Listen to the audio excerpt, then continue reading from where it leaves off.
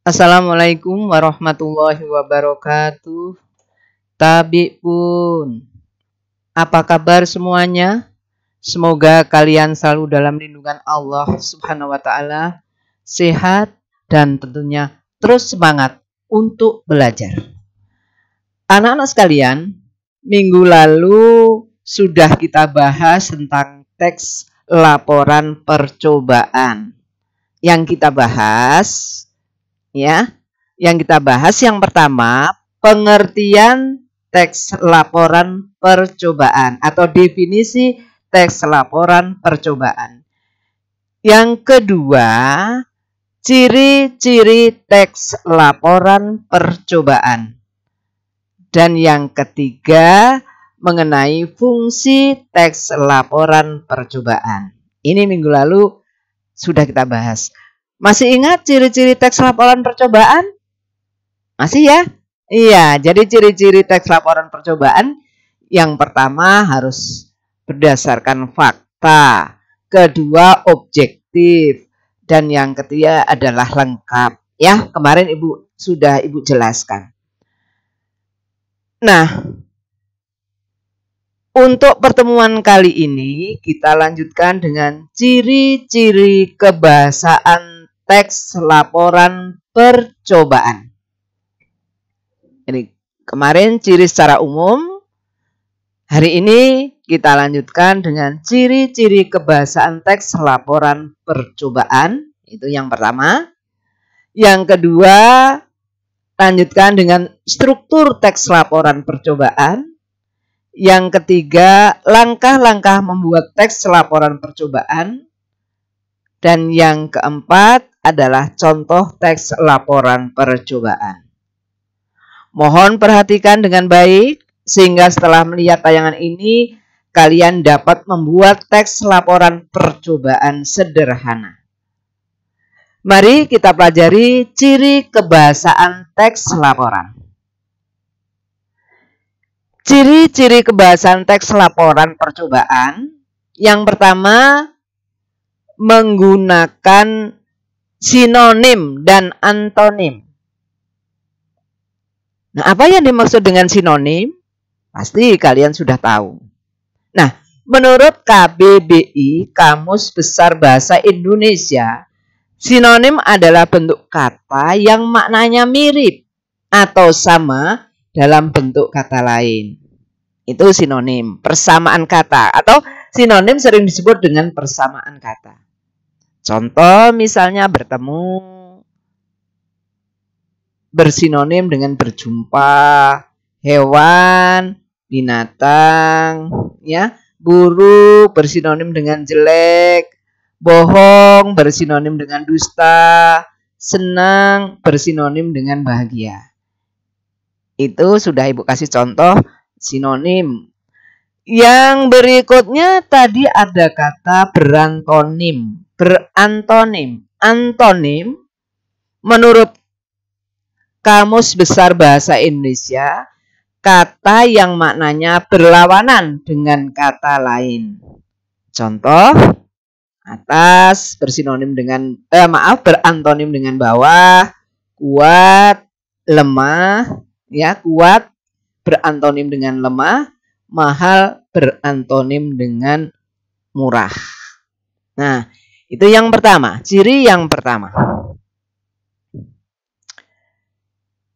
Nah, biasanya kata-kata ini terdapat pada bagian langkah-langkah percobaan. Ibu ulang, kata bersinonim dan berantonim biasanya terdapat pada bagian langkah-langkah percobaan. Yang kedua, menggunakan kata bilangan.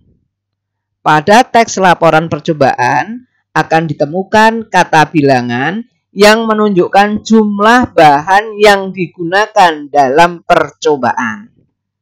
Ya, itu yang nomor 2. Yang ketiga, menggunakan kalimat perintah.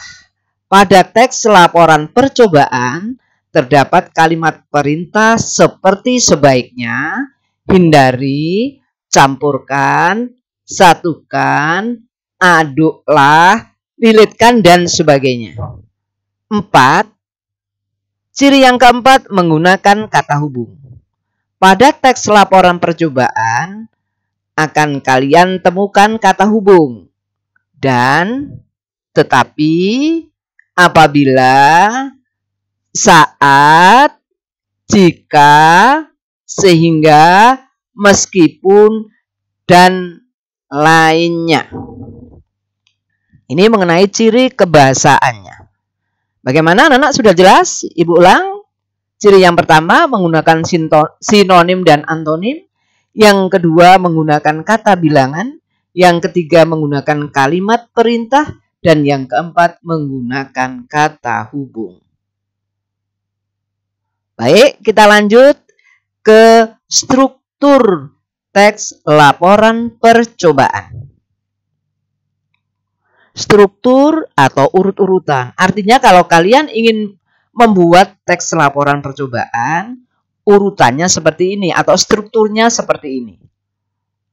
Yang pertama, strukturnya judul. Yang pertama, harus membuat judul. Ya. Pertama, judul. Misalnya, contohnya judulnya membuat nasi goreng, misalnya seperti itu. Kemudian yang kedua, tujuan. Yang kedua, yang ketiga, alat dan bahan. 4, langkah-langkah. 5, hasil. Ke-6, simpulan. Ibu ulang sekali lagi, strukturnya judul yang pertama, kedua tujuan, ketiga alat dan bahan, 4 langkah-langkah, 5 hasil, dan 6 adalah kesimpulan atau simpulan atau kesimpulan. Lanjut berikutnya, kalau kita sudah tahu anak-anak mengenai struktur teks laporan percobaan? Baik ya. Nanti diulang lagi, kalian di rumah belajar lagi. Sekarang kita lanjutkan ke langkah-langkah membuat teks laporan percobaan. Bagaimana cara membuat teks laporan percobaan? Sesuai dengan strukturnya, tentunya yang pertama adalah membuat judulnya. Judulnya kalian mau melakukan percobaan apa atau melaporkan tentang apa yang telah kalian coba di rumah. Yang paling mudah misalnya, judulnya membuat telur dadar misalnya.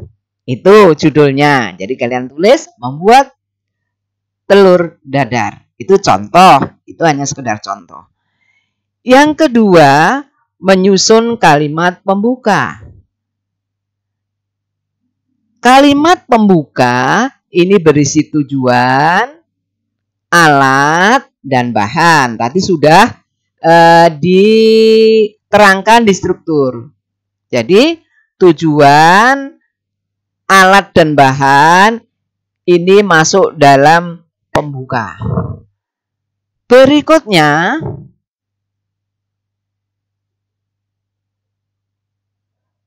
menyusun isi laporan. Menyusun isi laporan percobaan berisi mengenai proses yang berisi langkah-langkah. Dalam strukturnya, langkah-langkah itu berada di urutan keempat. Berikutnya, menyusun kalimat penutup. Menyusun kalimat penutup yang berisi hasil dan kesimpulan.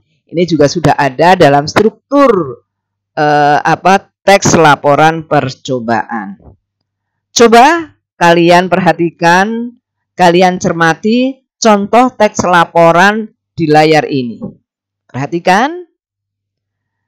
Judulnya adalah membuat telur asin. Tentu anak-anak pernah makan kan telur asin? Ya, enak, makanan yang enak, mudah dibuat, dan tentunya bernilai gizi yang sangat tinggi. Yang pertama, kita buat dulu yang pertama tadi, tujuan. Ya, jadi Yang pertama membuat judul sudah. Yang kedua menyusun kalimat pembuka. Kalimat pembuka itu berisi tujuan, alat, dan bahan. Perhatikan. Telur asin adalah telur yang dibuat dari bebek yang sudah melalui proses pengasinan lebih dahulu. Telur asin mengandung banyak vitamin dan gizi, sehingga mengonsumsi telur asin bisa bermanfaat bagi tubuh. Telur asin bisa dibuat dengan cara tradisional dan sangat mudah karena alat dan bahannya yang sederhana. Itu masuk pembukaan. Yang berikutnya, alat dan bahan sesuai dengan strukturnya. Bahannya telur bebek.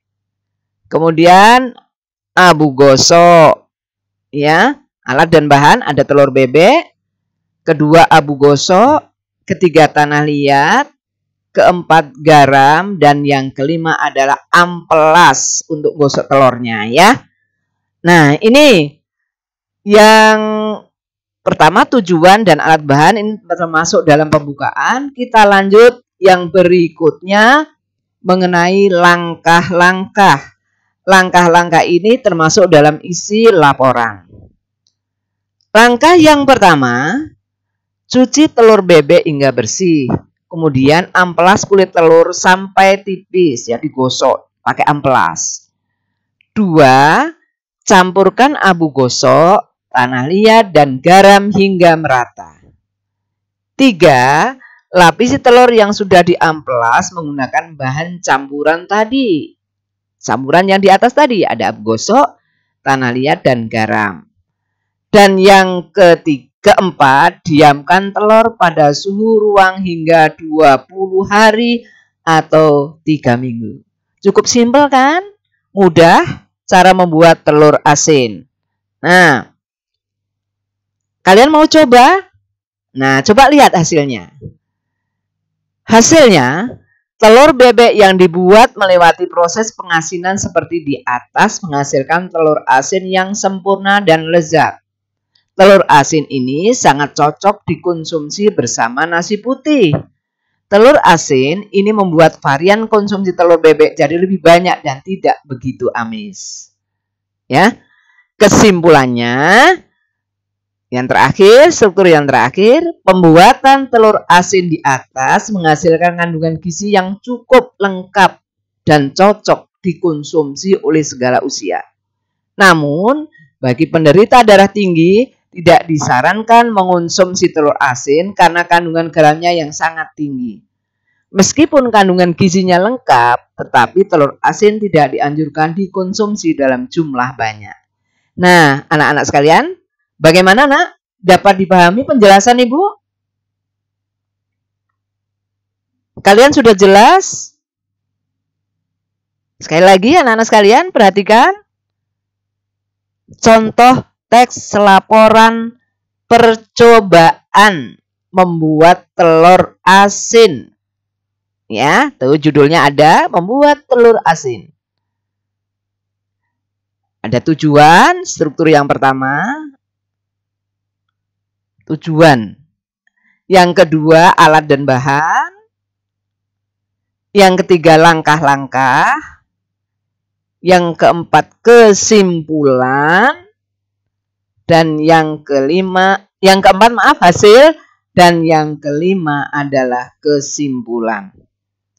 Ada yang bisa menambahkan mungkin contoh teks laporan percobaan? Langkah-langkahnya bisa disunting. Artinya langkah berikutnya dilihat lagi. Diperhatikan lagi apakah ada yang salah atau sudah cukup. Ya. Nah, bisa ditambah misalnya salah. Kemudian bisa kalian sunting atau menyunting. Menyunting itu memeriksa dan memperbaiki naskah.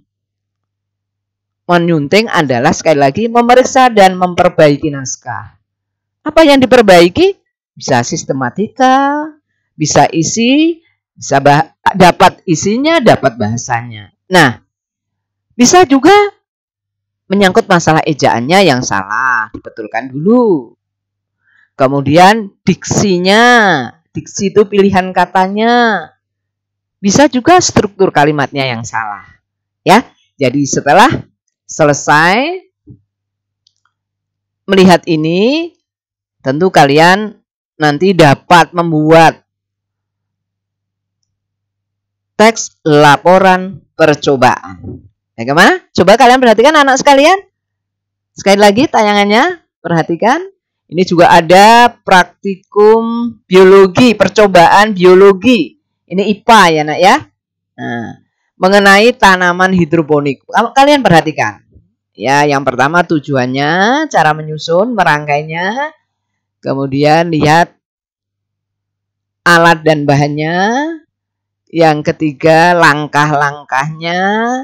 Yang keempat, hasil. Dan yang kelima, kesimpulan. Kalau ada yang salah, bisa ditambahkan. Yang keenam adalah menyunting. Atau boleh yang istilah yang mudah, menyunting atau mengedit. Ya, nah itu. Bagaimana nak? Dapat dipahami penjelasan ibu? Kalau sudah jelas, kerjakan tugas. Ayo kerjakan tugas.